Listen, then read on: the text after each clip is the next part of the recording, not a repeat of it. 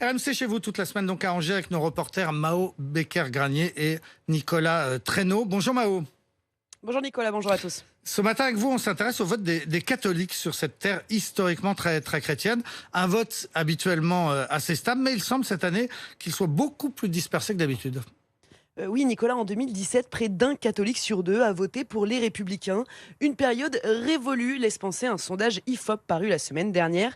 La moitié des catholiques de droite comptent lâcher Valérie Pécresse cette année. C'est la grande perdante de cette équation. Et ses électeurs, alors où sont-ils partis ?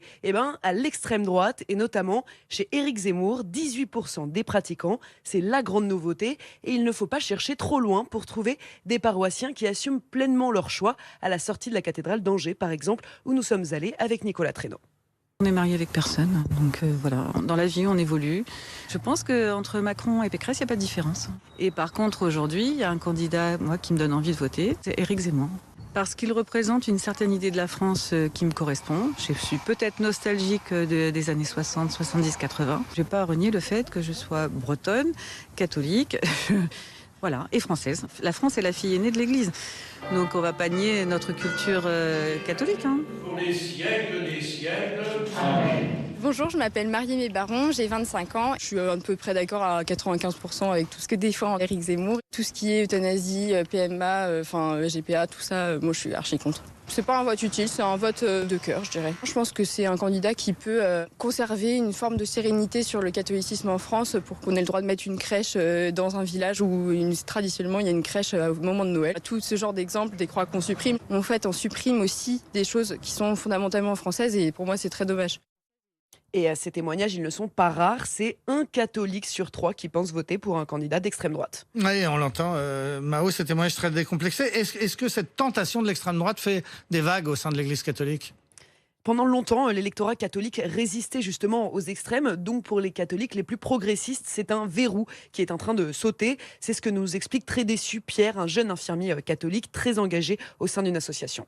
Ça me fait mal. Je me reconnais pas dans cette église-là, avec ces gens-là, en fait, tout simplement, qui tendent vers l'extrême droite. Je n'arrive pas à reconnaître le message du Christ dans ce vote, en tout cas. Ça polarise tout le débat autour de ces questions d'identité nationale, alors qu'au final, il y a aussi énormément d'autres questions que nous, en tant que jeunes, on se pose, comme l'écologie. Et je pense que l'Église se doit aussi d'ouvrir ses portes aux migrants et pas se refermer sur elle-même, et comme peut-être Éric Zemmour voudrait refermer la France sur elle-même, quoi.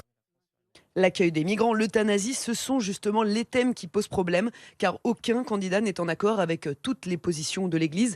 Par exemple, Emmanuel Macron, même s'il séduit un quart des catholiques, il n'a pas tranché le débat sur la fin de vie. Il n'y a donc pas de candidat idéal et c'est ce qui crée le malaise chez les fidèles. Ils sont encore nombreux d'ailleurs à être indécis.